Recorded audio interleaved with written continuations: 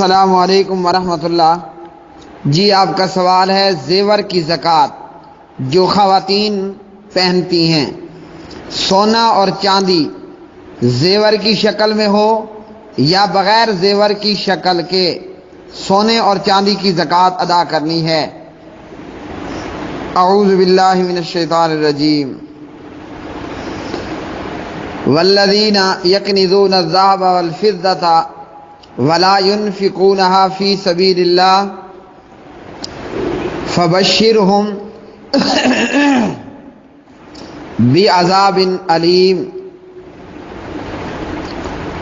يوم يحمى عليها في نار جهنم فتكوى بها جباههم وجنوبهم وظهورهم هذا ما كنزتم لأنفسكم فذوقوا ما كنتم تكنزون۔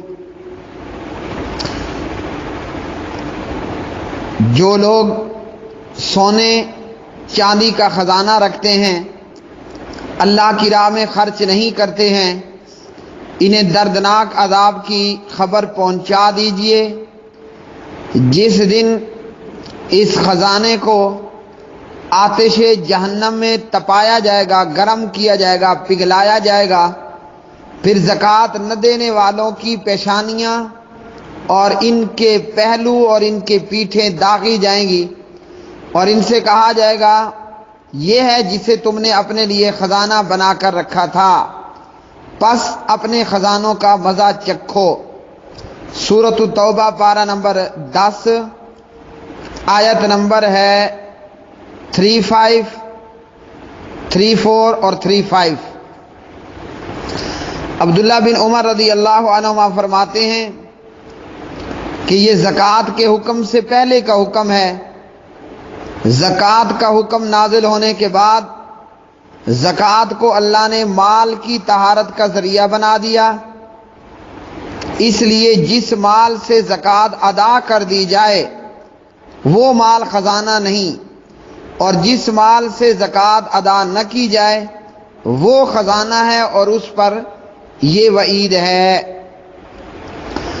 چنانچہ حدیث میں ہے جو شخص اپنے مال کی زکوٰۃ ادا نہیں کرتا، قیامت والے دن اس کے مال کو آگ کی تختیاں بنا دیا جائے گا جس سے اس کے دونوں پہلوؤں، پیشانیوں اور کمر کو داغا جائے گا۔ یہ دن 50,000 سال کا ہوگا اور لوگوں کے فیصلے ہو جانے تک زکوٰۃ نہ دینے والے کا یہی حال رہے گا، اس کے بعد جنت یا جہنم میں اسے لے جایا جائے گا۔ صحیح مسلم کتاب الزکوٰۃ۔ تو میرے پیارے بھائی، سونے اور چاندی کی زکوٰۃ دینی ہے، چاہے وہ زیور کی شکل میں ہو یا زیور سے علاوہ۔ پیارے نبی صلی اللہ علیہ وسلم نے فرمایا وہ لوگ جو سونے اور چاندی کو خزانہ بنا کر رکھتے ہیں، یہ کون سے لوگ ہیں؟ جو سونے یا چاندی کا مالک ہو کر اس کی زکوٰۃ ادا نہیں کرتا۔ صحیح مسلم کتاب الزکوٰۃ۔ اسی طرح عمر بن شعیب عن ابیہ عن جدہ روایت ہے، ایک عورت پیارے نبی صلی اللہ علیہ وسلم کے پاس آئی، اس کے ہمراہ اس کی بیٹی بھی تھی اور اس کی بیٹی کے ہاتھ میں سونے کے 2 کنگن تھے۔ آپ صلی اللہ علیہ وسلم نے فرمایا کیا تو اس کی زکوٰۃ دیتی ہے؟ اس نے کہا کہ نہیں۔ آپ نے فرمایا کیا تمہیں یہ پسند ہے کہ بروز قیامت اللہ ان کے بدلے تمہیں آگ کے 2 کنگن پہنائے؟ یہ سن کر خاتون نے دونوں کنگن پھینک دیے۔ ابو داؤد کتاب الزکوٰۃ۔ اور اس میں میرے پیارے بھائی آپ کو باب بھی بتا دوں، باب الکنز ما ہوا، حدیث نمبر ہے 1563۔ علامہ البانی رحمہ اللہ اور اسی طرح الشیخ صبحی حلاق فرماتے ہیں یہ روایت حسن ہے۔ उम्मुल मोमिनीन उम्मे सलमा रदी अल्लाह ताला अन्हा राविया हैं। उन्होंने सोने का जेवर पहन रखा था। पूछा, या रसूल अल्लाह सल्लल्लाहु अलैहि वसल्लम, ये खजाना है? आपने फरमाया, अगर तुम इसकी ज़कात अदा करती हो तो ये कंज खजाना नहीं है। अबू दाऊद, और ये रिवायत भी हसन है और यही बाब है जो अभी बता चुका हूं। इसी तरह सैयदा आयशा सिद्दीका तय्यबा ताहिरा रज़ी अल्लाह ताला अन्हा ने चांदी के छल्ले पहन रखे थे। प्यारे नबी ने फरमाया, क्या तुम इनकी ज़कात अदा करती हो? आयशा ने कहा कि नहीं। आपने फरमाया, फिर तुम जहन्नम की आग में से, फिर तुम्हारे लिए जहन्नम की आग में से यही काफ़ी हैं। अबू दाऊद। तो इसलिए मोहतरम भाई, जेवर की भी ज़कात दी जाएगी।